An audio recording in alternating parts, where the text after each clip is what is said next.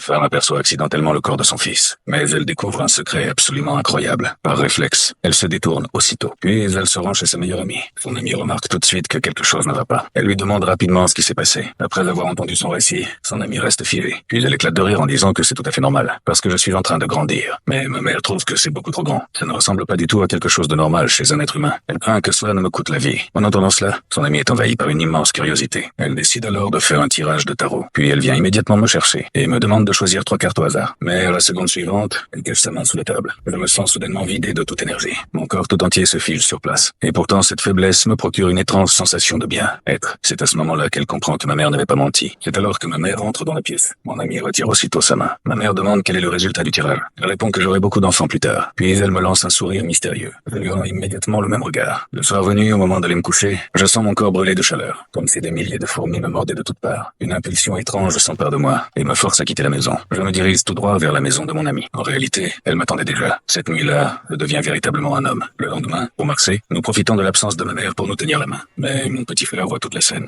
Lorsque je rentre à la maison, il est déjà assis sur mon lit en train de m'attendre. Il a manifestement découvert mon secret. Face à ces questions, je n'ai d'autre choix que de tout lui avouer. Les 2 frères discutent jusqu'au milieu de la nuit. Même si mon petit frère n'est pas encore adulte, il est très curieux du monde des adultes. Il veut savoir ce que l'on ressent vraiment, si c'est aussi bouleversant qu'un tremblement de terre. À partir de ce jour-là, je passe tout mon temps libre avec mon ami. Cette relation dure pendant 2 mois. Ma mère ne remarque absolument rien. Durant ces 2 mois, ma mère tombe de nouveau enceinte. Mais cela ne m'intéresse plus du tout. La seule chose qui compte pour moi, c'est de voir mon ami. Peu de temps après, lors d'une nuit, mon petit frère vient au monde. Ma mère invite de nombreux amis pour célébrer l'événement. C'est alors que mon père fait irruption dans la maison et annonce la nouvelle à tout le monde.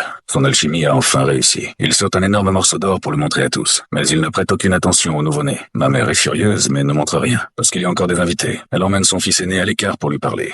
Parece mierda de perro. Respeta.